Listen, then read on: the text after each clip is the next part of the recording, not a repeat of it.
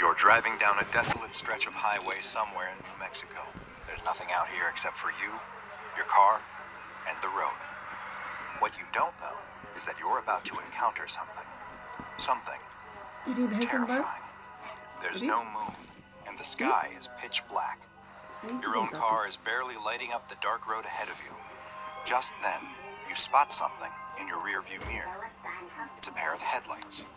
There's nothing too strange about them, except that they are especially bright. Your eyes are so adjusted to the darkness that you have to look away. When you glance in the mirror again, you see that they're closer, much closer. They must be going awfully fast. You don't know why, but something about the car behind you makes you feel uneasy. There's something off. You speed up a little. Maybe you can keep some distance from them. But the lights keep getting closer, so you speed up a little more. Still, they gain on you, growing bigger and bigger in your rearview mirror. You're getting nervous. They look like they are barreling right towards you. You floor it. The lights are able to keep up easily, though. And now, they're right on your tail. No matter how fast you go, they stay right behind you. The lights are so bright and close that they're almost blinding. You're in a full-blown panic. What is going on? Now the lights are swerving back and forth behind you. What do they want? You take a sharp turn without indicating. They follow you without difficulty. You keep your foot smashed down on the accelerator. Your engine is screaming. They just get closer and closer. They're right on your bumper. The bright white lights burn your eyes so bad that you swat at the rearview mirror pointed down. You look up just in time to see the deer standing in the middle of the road. You slam on your brakes as hard as you can. Your tires squeal loudly in the night. You brace yourself to both hit the deer and get rear-ended from behind. You stop inches from the deer as something incredible happens. Two headlights seem to split, passing by you on either side of your car. You and the deer lock eyes for a split second, as if you're both thinking, what was that? Before the deer hops away into the night. You don't know what's happening, but you're not going to wait around to find out. You throw the car in reverse and hit the gas before whipping it around 180 degrees. You can't remember how far the last town was, but there's no chance you're going in the direction of those lights. You drive as fast as you can, checking your mirror constantly to see if anything is behind you. Nothing. Just darkness. Maybe you're finally safe. No, they're right in front of you. The lights somehow appear out of nowhere right in front of your car. You turn the wheel hard to avoid a head-on collision, and you go flying off the road, smashing your head against the window as the car goes flipping and rolling and tumbling. The car comes to a stop 100 feet off the road, upside down, with a lone blinking turn signal dimly lighting up the surrounding field. A single headlight approaches the car, but it's not moving like a vehicle. It's moving like an animal. You're concussed from the accident, and your vision is starting to fade. The last thing you see is a second light approaching. The next morning, the local sheriff is investigating the scene of a single car accident. Curiously, there's no body, just a few scraps of clothing and a pair of tennis shoes sitting neatly in the upside-down roof of the car. Strangest, though, are the childlike handprints all over the dirty car door. The sheriff doesn't know what to think.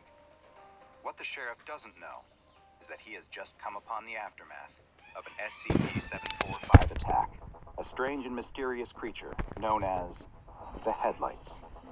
SCP-745 is the classification the SCP Foundation has given to a bipedal nocturnal predator whose hunting grounds are an abandoned stretch of highway in northern New Mexico. SCP-745's most distinctive feature by far is its head, the top of which is a bloated sac of translucent skin. There are no visible sensory organs present on the head, nor does it appear to have a solid skull, and the creature's brain can be directly seen through the semi-transparent skin covered in a web of bioluminescent organs. These organs are capable of producing a steady output of light that's been measured between 1,400 to 3,200 lumens, which is equivalent to bright xenon gas headlights. The entity has been observed to have the ability to change the color of this light, as well as flash it in specific patterns. It is theorized that it engages in this behavior as a way to defend itself, and potentially may also use it as a way to communicate with other members of its species. The rest of SCP-745's body is covered in skin that is a deep, dark, black color that almost seems to absorb light. This quality, when paired with their blindingly bright head protrusion, gives the appearance of a floating point of light in the darkness. Because SCP-745 entities hunt almost exclusively in pairs, with their preferred hunting grounds being remote sections of highway, they are easily mistaken for oncoming or approaching headlights. Two SCP-745 entities are able to move together in perfect synchronicity, running in tandem at speeds up to 180 kilometers per hour.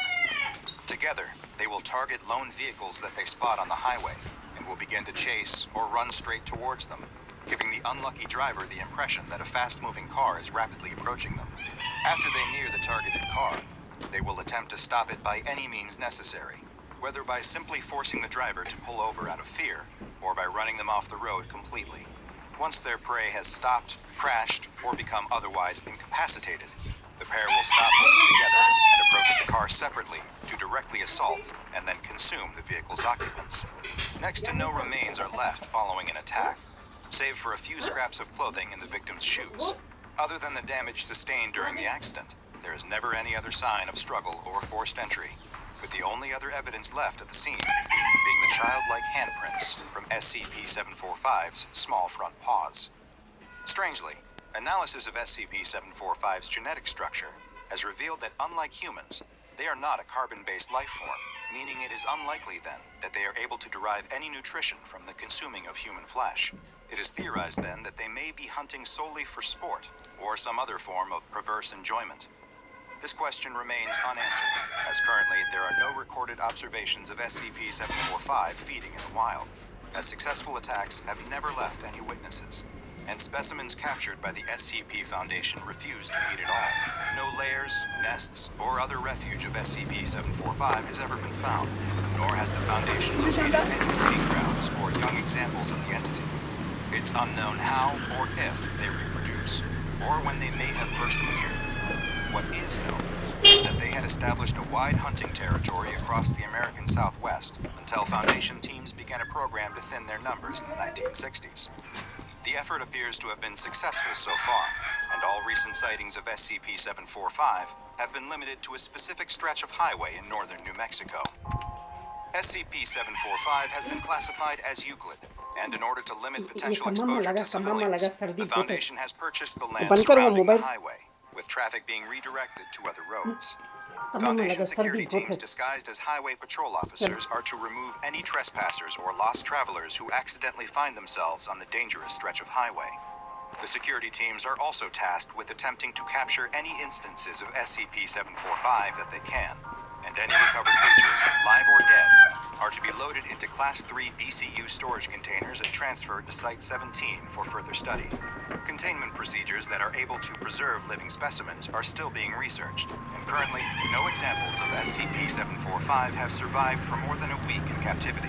However, seeing as there have been no new sightings of SCP-745 outside of the isolated and monitored stretch of highway, and all reports of phantom lights elsewhere in the country have not pointed to evidence of additional SCP-745 outbreaks, they are considered to be effectively contained. Now go and watch another entry from the files of Dr. Bob, and make sure you subscribe